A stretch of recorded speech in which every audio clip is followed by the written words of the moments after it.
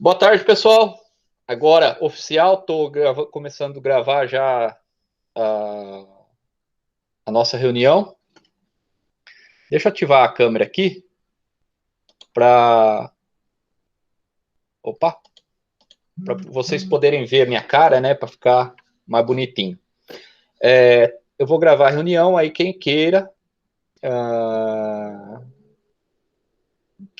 vai lá no YouTube, que depois eu vou disponibilizar essa aula para rever, ou quem não puder participar, vai lá e dá uma olhada depois para ver o que a gente comentou. Se vocês tiverem alguma dúvida, como eu vou estar apresentando na outra tela, então quem tiver alguma dúvida, ativa o microfone e me chama, tá? Aí eu paro e explico. Ou se quiser perguntar no final, vocês perguntam, mas se quiser perguntar na hora, pode ficar à vontade também, só clicar no microfone e ativar, beleza? E vai estar lá no canal no YouTube, não precisa compartilhar, não precisa dar joinha, não precisa nada, tá lá para vocês assistirem, que eu não quero virar YouTube e depois ter um monte de gente me enchendo o saco, né? Porque aí se vem algum bolsominion me encher o saco, no Facebook eu já apago, né? Então, eu não tenho paciência para idiota. Então, vamos lá assistir a aula depois. Tranquilo? Bem, pessoal, a gente estava trabalhando com o modelo relacional. Eu expliquei algumas coisas para vocês, né? O conceito de entidade, né? O conceito de relacionamento, a cardinalidade, o modelo de autorrelacionamento. Isso aqui a gente vai rever tudo em sala de aula posteriormente, tudo bem? E aí tem algumas coisas que eu tenho que passar para vocês, mas aí eu vou passar presencialmente, tá? E aí a gente modela o nosso banco do jeito que a gente quer, né?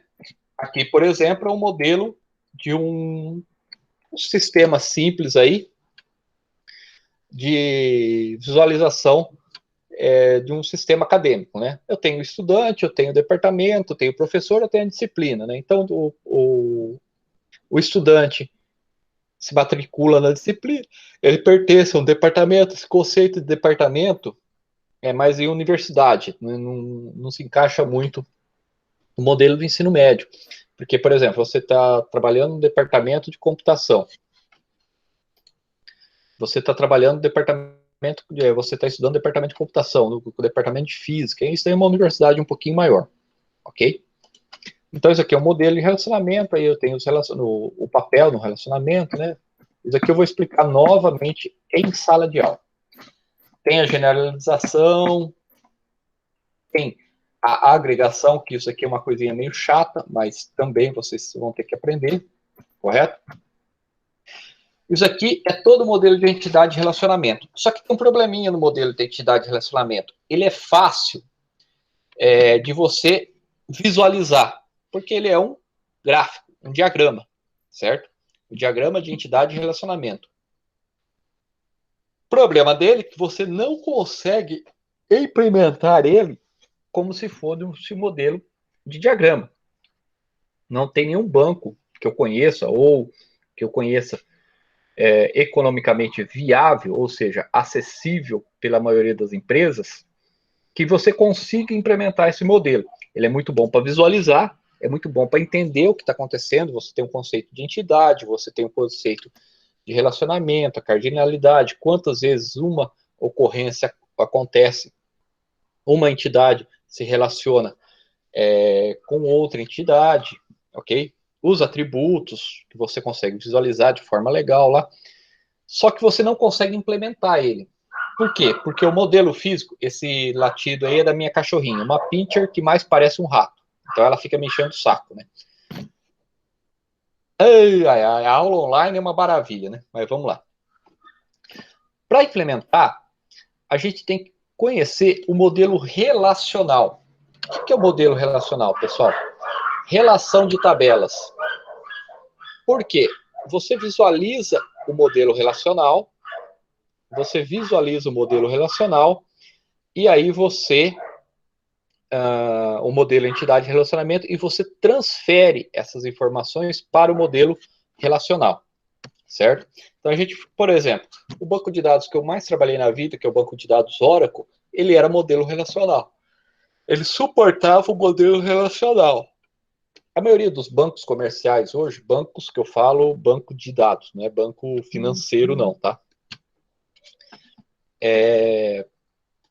Eles suportam o modelo relacional. Banco de dados, o Banco de Dados Oracle, que é o maior banco comercialmente, que mais se vende para empresas, é o Oracle. Depois vem o SQL Server, depois eu tenho o MySQL. Eu tenho vários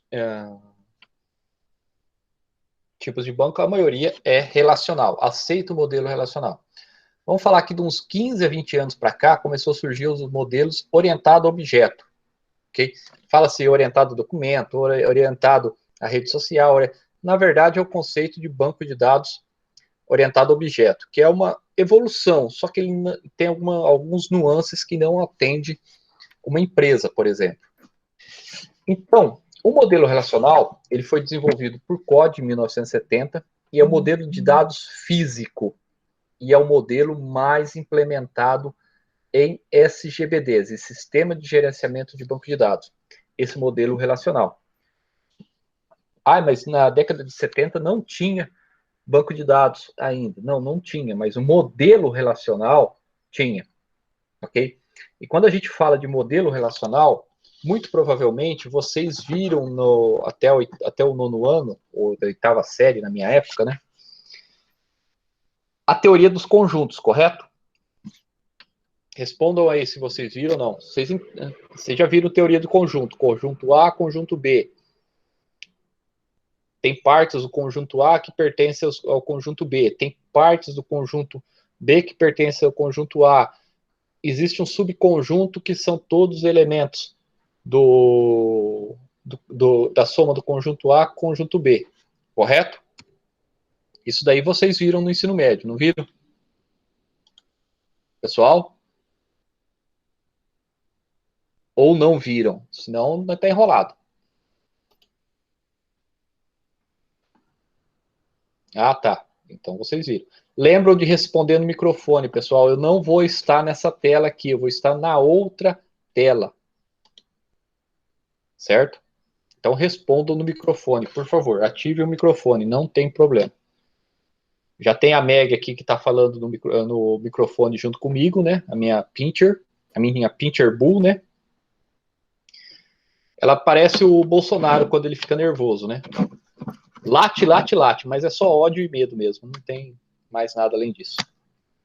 O que é o modelo relacional? É uma base de dados, uma base de dados é estruturada de acordo com o modelo de dados relacional com uma coleção de relação. Ou seja, imaginem vocês e disciplinas. Eu tenho o meu cadastro de disciplinas e tenho o meu cadastro de alunos. Beleza? O que eu tenho que fazer? Eu tenho que saber quantos alunos frequentam aquela disciplina.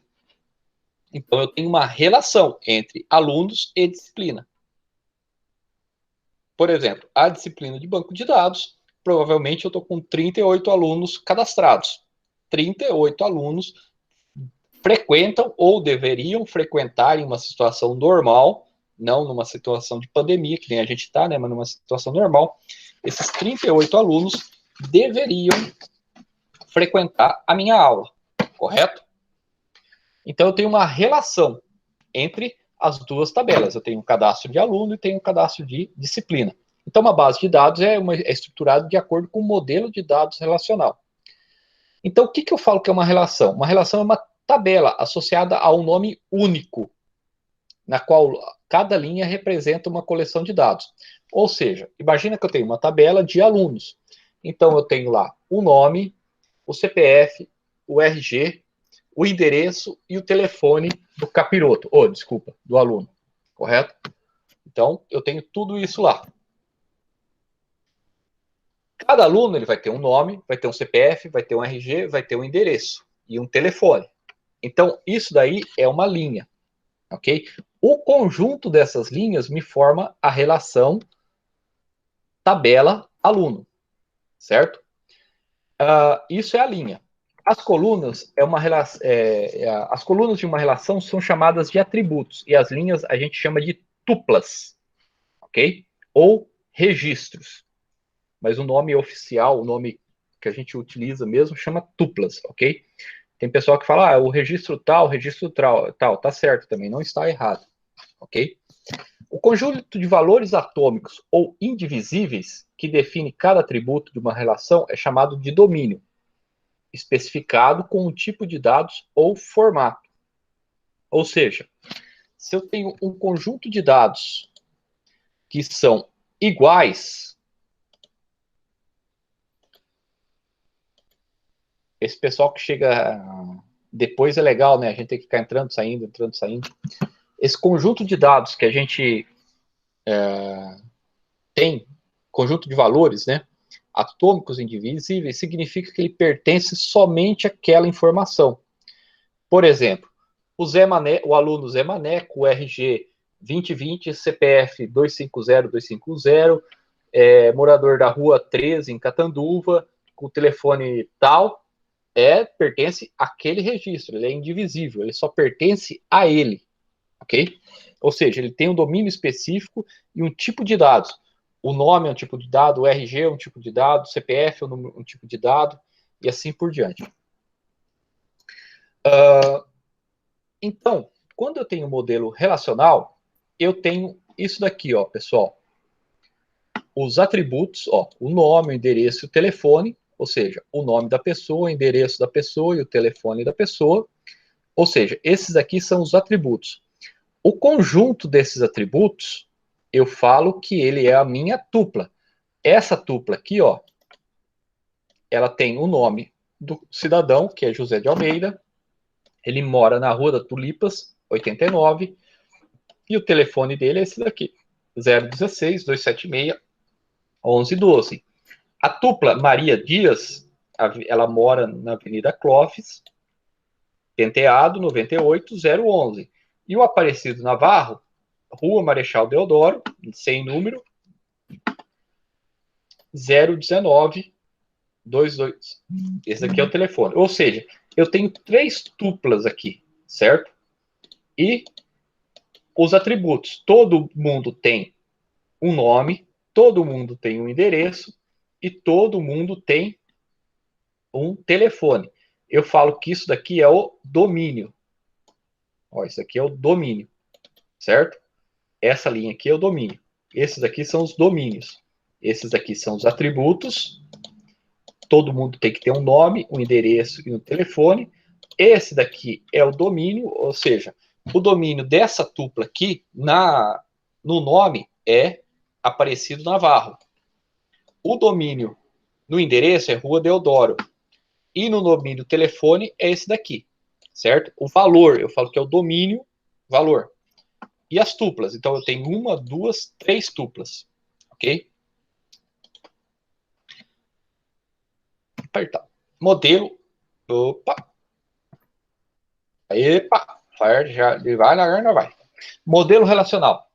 O número de atributos é uma relação, é chamado de grau de relação, né? O número de atributos de uma relação é chamado de grau de relação. Formalmente, uma relação é um conjunto de tuplas. Tupla 1, tupla 2, tupla 3, 4, 5, 6, 10, N, onde cada elemento DI, ou D, né, documento, pertence a um domínio chamado DI, certo? Deixa eu ver, parece que chegou mais gente atrasada, não chegou.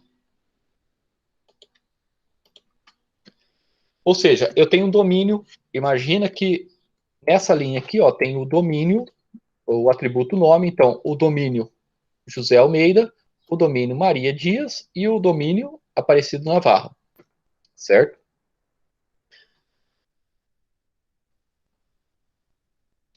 Uma chave K de uma relação R é um subconjunto dos atributos de R, com as duas propriedades.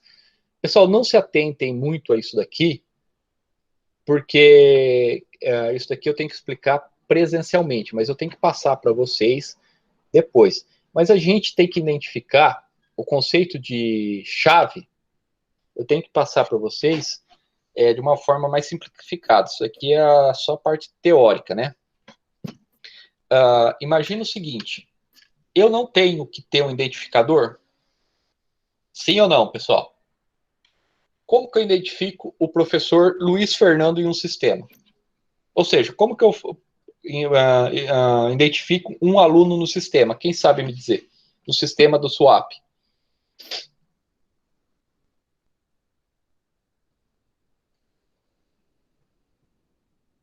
Pessoal,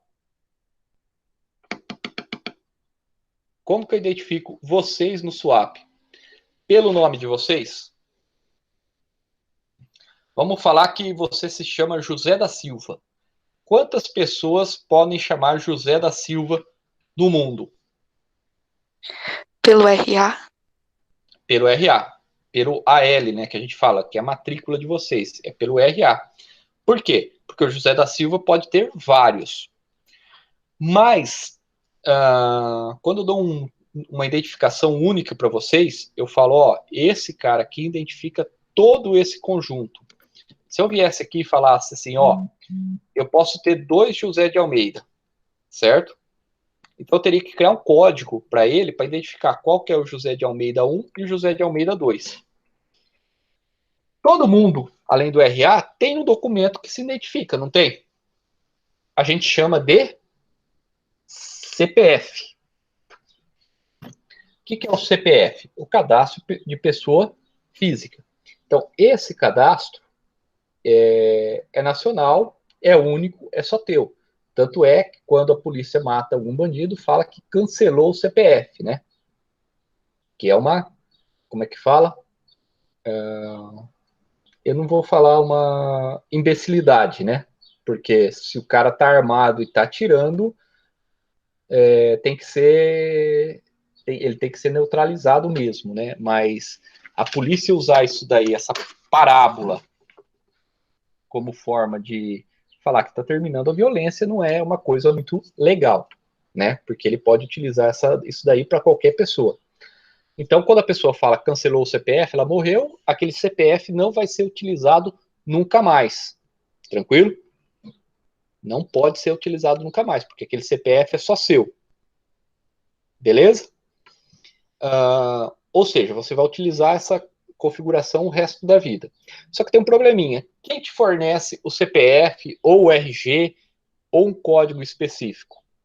É uma organização governamental que se chama Receita Federal. Beleza? E por que então a gente não utiliza o teu CPF em vez de um código novo?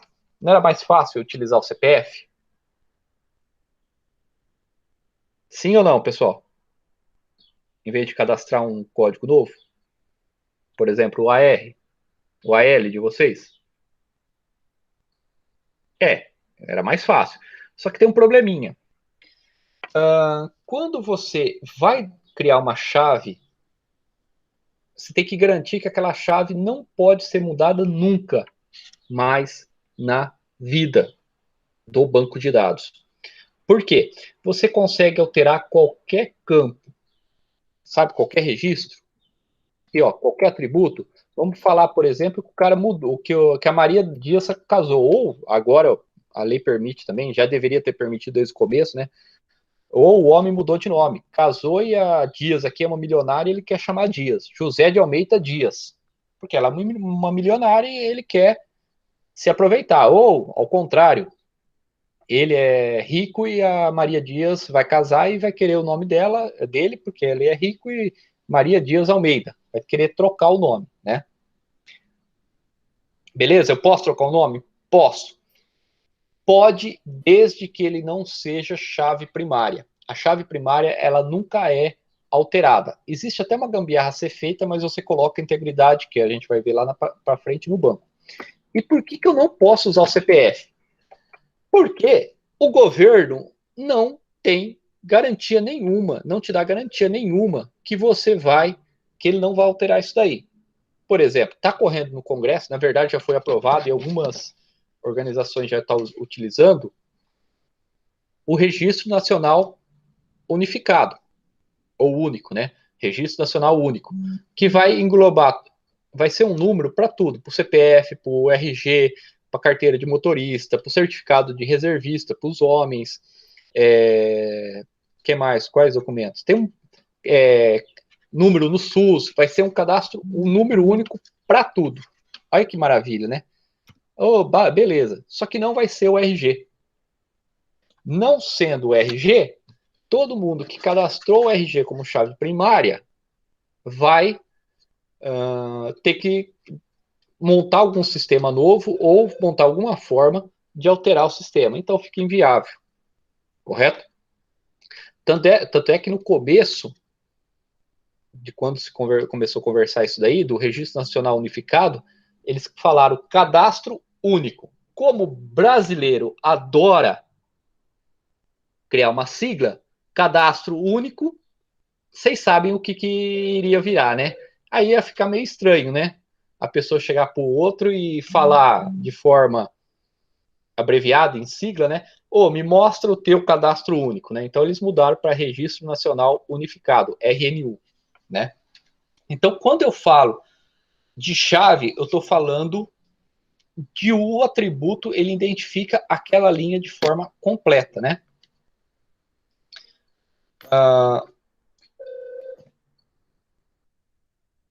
Só deixa eu ver se está chegando mais gente aqui. Não. Ah, tá. Isso aqui é uma 12, tá, pessoal? Não sei quem estava perguntando para mim o que era uma 12. Isso aqui é uma 12. Eu não gosto de arma, tá? Eu só estou mostrando. Não gosto. Arma de fogo assim, eu não gosto. É muito limpo. Então, quando eu crio uma chave única, eu estou garantindo que não vai ter redundância. Eu não vou poder chegar num cadastro e falar, eu vou cadastrar uma pessoa aqui, o José da Silva, CPF 250-250-250-20. Aí vai chegar num outro momento, outra pessoa lá no fim do balcão vai querer cadastrar de novo, o José da Silva 250-250-250, assim. Esse CPF não é válido, ele já está cadastrado. Então ele garante uma redundância quando eu crio uma chave primária, certo? E aí, quando eu entro para as regras de entidade, né, um esquema relacional de base de dados S é um conjunto de esquemas de relação. S igual a R1, R2, Rn, onde toda relação deve observar as seguintes duas restrições de integridade. A restrição 1, a regra 1, integridade da entidade. Nenhum componente da chave primária pode ter valor nulo. Ou seja, eu vou criar uma chave primária. Vamos supor que eu tenho um cadastro geral lá, de pessoas. Ok? Um cadastro de pessoas. E aí, eu preciso de uma informação. Por exemplo, o certificado de reservista. Todo homem, toda pessoa do sexo masculino, correto? Ela precisa ter o certificado de reservista se ele for maior que 18 anos. Certo? Só que as mulheres, elas são obrigadas a ter certificado de reservista? Não, né? Então, quando eu estou cadastrando uma pessoa, é uma mulher, vai lá, cadastrou, beleza, reservista. Ele pode ser nulo, correto? Ele pode ser nulo. Tranquilo? Por exemplo, o nome, basicamente, não pode ser nulo, porque eu vou cadastrar uma pessoa, ela precisa ter um nome, ok? Então, ela não pode ser nula. A chave primária, se eu for criar um cadastro, quando foi criado o cadastro, por exemplo, dos alunos, os ALs que vocês usam, aí, o que aconteceu? Vocês ganharam um AL e esse AL tem que existir. Ele não pode ser nulo. Então, essa é a regra número 1. A entidade não. A regra de identidade. A chave primária que eu defini como chave primária não pode ser nula. Se em vez de o AL tivesse sido o CPF de vocês, o cara do sistema tivesse feito essa merda, o CPF não poderia ser nulo. Entendeu? Então, essa é a regra 1. A regra 2 é a integridade referencial. Muitas vezes, uma entidade referencia a outra. Por exemplo, seja F um conjunto de atributos de uma relação R1, ou seja, aquele conjunto de atributos, definidos sobre o mesmo domínio do atributo da chave primária K, em uma relação R2. Ou seja, o que eu estou falando aqui? Ó? R1, por exemplo, é o aluno, certo? E R2 é a disciplina. A disciplina eu tenho um código, uma sigla, BDI, por exemplo, eu tenho um nome e uma carga horária. O aluno eu tenho o nome, o CPF e o RG. Qual que é a relação de uma com a outra? Quantas vezes R1 vai pertencer àquela disciplina? Quantas vezes ele vai cursar aquela disciplina, certo? Então eu falo, ó, aluno tal cursa tal disciplina. Então eu estou falando que o aluno 1 vai cursar a disciplina A. O aluno 2 vai cursar a disciplina A e B. Isso é uma integridade referencial, correto? Eu só posso falar que um aluno cursa determinada disciplina se a disciplina do lado de lá da relação R2, ela existir. Por exemplo, eu não cadastro disciplina de banco de dados no meu sistema. E aí eu pego o aluno 1, José da Silva, e falo que ele precisa cursar a disciplina de BDI, que é banco de dados. Eu vou conseguir fazer isso se a disciplina de banco de dados não existir? Então, essa é a regra de integridade referencial. Eu só consigo fazer uma relação se a entidade, se o atributo do outro lado existir. Ok? Alguma dúvida aí, pessoal? Essa daqui é a regra 1, que a chave primária ela não pode ser nula, ou seja, quando eu crio o código para alguma coisa, para algum atributo, ele tem que existir. E a regra 2 é a integridade referencial. Eu só posso falar que uma entidade ou um registro pertence a outro registro de outra relação se esse outro registro ele existir, ok? E ela tem que ser chave primária no outro registro.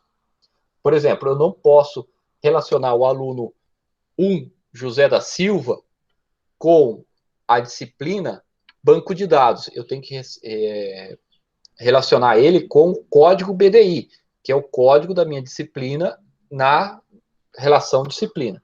Ok? Alguém está com alguma dúvida? Abra o microfone e pergunte.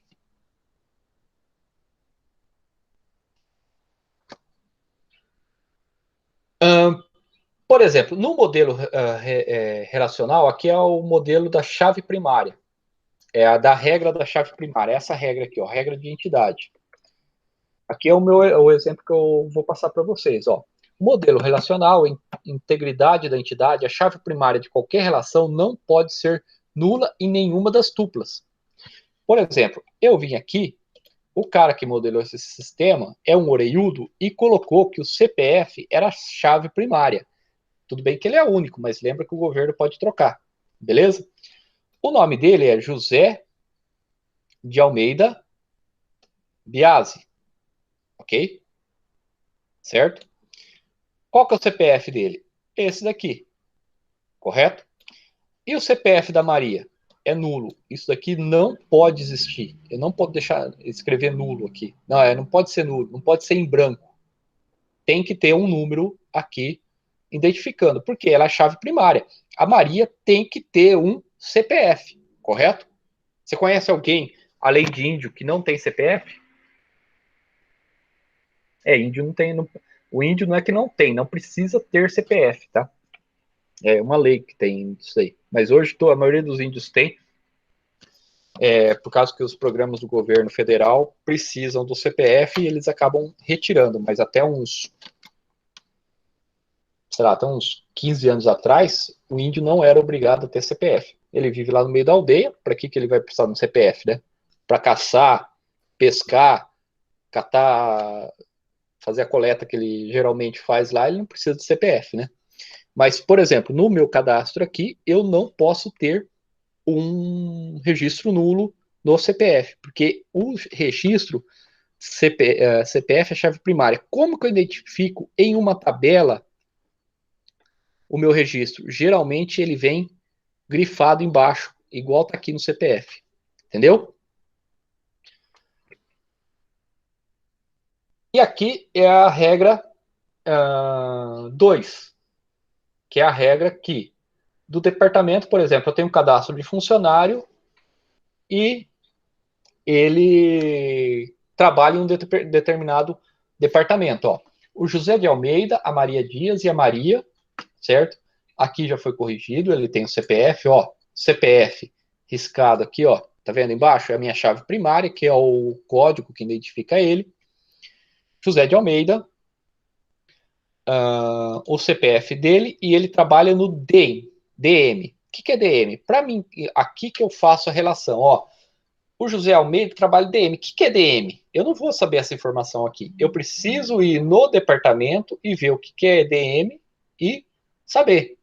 Ele trabalha no departamento matemática, certo? Imagina que é uma universidade, o José de Almeida é um professor e lá tem o departamento de matemática, certo?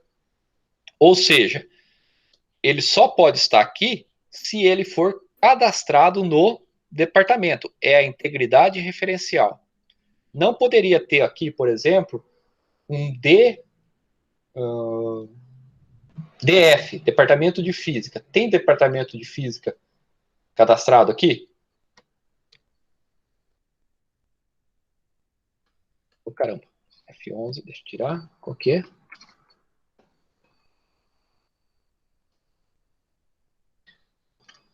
Tem o Departamento de Física cadastrado aqui? Não tem. Ó, tem o Departamento de Matemática, o Departamento de Computação e o Departamento de Engenharia da Produção. São esses 3 departamentos. Se eu viesse aqui e digitasse DF, o banco de dados, o sistema de SGBD não poderia autorizar, porque na tabela departamento não tem o DF, Departamento de Física. E ó, tá vendo aqui, ó, essa aqui é a minha tabela, minha relação departamento. O departamento tá, a sigla tá grafada, então isso daqui é o meu código. Entenderam, pessoal? Ou seja, integridade da chave primária. A chave primária não pode ser nula, ela precisa existir. Eu não posso deixar nulo, não é que eu vou escrever nulo. Imagina isso aqui, que é um valor em branco, um valor vazio, certo? E a integridade referencial. Quando eu falo que alguma coisa referencia uma outra tabela, essa outra coisa na outra tabela, ela precisa existir nessa tabela. Novamente, eu não poderia colocar um departamento de física aqui, eu não poderia colocar um departamento de física aqui, porque simplesmente departamento de física no departamento que ele faz a referência não existe. Entendeu? Pessoal, essas aqui são as 2 regras básicas de um modelo relacional. Ok? Então, mais ou menos era o que eu queria passar para vocês hoje, isso daqui. Tudo bem? Beleza, pessoal? Tranquilo?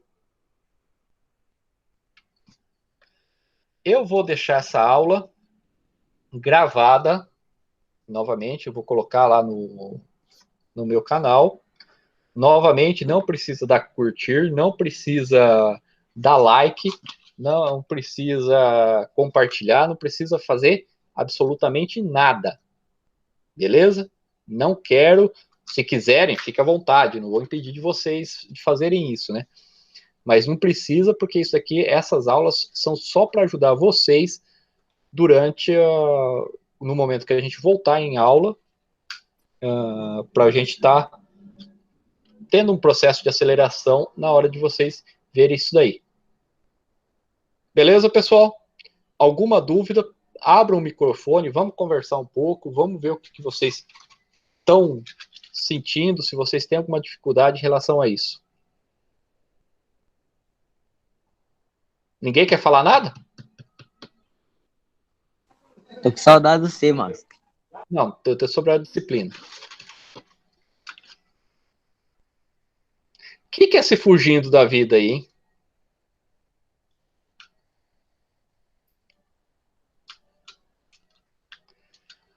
Uma hora a gente descobre. Eu vou colocar o Anonymous para correr atrás de vocês, aí ele descobre. Pessoal, eu vou parar de gravar aqui, tá? Aí, se vocês quiserem falar, vocês fiquem à vontade, ó.